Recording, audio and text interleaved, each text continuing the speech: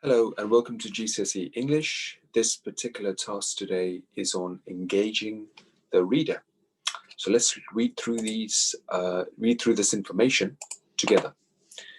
Okay, let's just enlarge this for you so you can see this properly. You need to be able to explore how a full range of features are used to engage the reader. The first engagement feature is language.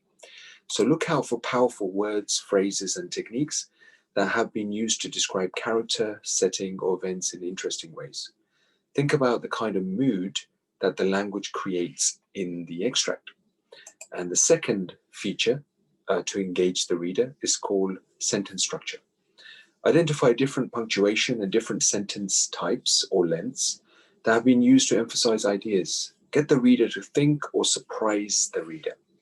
The third feature is what we call narrative structure. Make sure you read the question to find where in a story the extract is from, such as opening page or the end of a chapter. This will affect how the writer has organized their ideas. Think about how the start, middle, and end of the extract introduce or develop ideas. Try to spot any narrative devices being used and think about their effect. Sample question we've got here. So how does this extract, the opening of Faye Weldon's novel Puffball, try to engage the reader? And this is part of the extract. Many people dream of country cottages. Liffey dreamed of many years and saw the dream come true one hot Sunday afternoon in Somerset in September. Bees droned, sky glazed, flowers glowed, and the name carved above the lintel, half hidden by rich red roses, was Honeycomb Cottage, and Liffey knew that she must have it, a trap closed round her. Okay, so this was a small extract from Puffball by Faye Weldon. And the question is, how does this extract, the opening of Faye Weldon's novel Puffball, try to engage the reader? All right, so the character of Liffey introduced fulfilled, repetition of dream followed by it coming true. The setting established perfect countryside, such as there was a list form there, different senses, alliteration, mood. There was a cliffhanger at the end of the paragraph, short sentence, links back to sibilants, a warning, for example, and a third person narrative makes this more effective.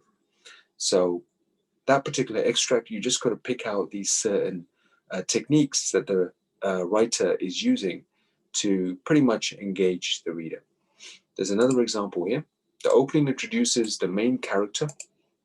Liffey dreamed for many years and saw the dream come true. The repetition of dream suggests she is an idealist or a romantic, and the end of the sentence make her sound fulfilled and happy. The setting is also established one hot Sunday afternoon in Somerset in September. Bees droned, sky glazed, flowers glowed. Different senses such as sight, touch, and sound are used to help the reader imagine a perfect countryside setting. Metaphor is also used here, so the flowers glowed to make the place seem magical. The list form builds up these different images to create a mood of happiness and relaxation. As well as this, alliteration was used, so first in glazed glowed and later in rich red roses. Links the words together, which increases the sense of harmony. The author then intrigues the reader by using a cliffhanger at the end of the paragraph, a trap closed round her. This sudden short sentence creates a contrasting mood of danger, with the verb closed suggesting restriction instead of relaxation. It also makes us look back at the previous sentences where the sibilants in Sunday, Somerset, September created a snake-like hiss. Could be a warning of what is to come. The third person narrative makes this cliffhanger more gripping because we know something the main character doesn't. Can you see different features of language, sentence structure, and narrative structure being analyzed in terms of how they engage the reader? By now, you've used narrative structure and you've also used language techniques as well at the same time. So some of these highlights should be coming to you. So in summary, try to find features of language, sentence structure, and narrative structure. Are you told where in a novel the extract is from? Is this important?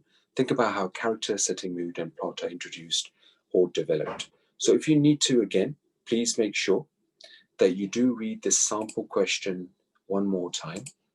And the sample question is here.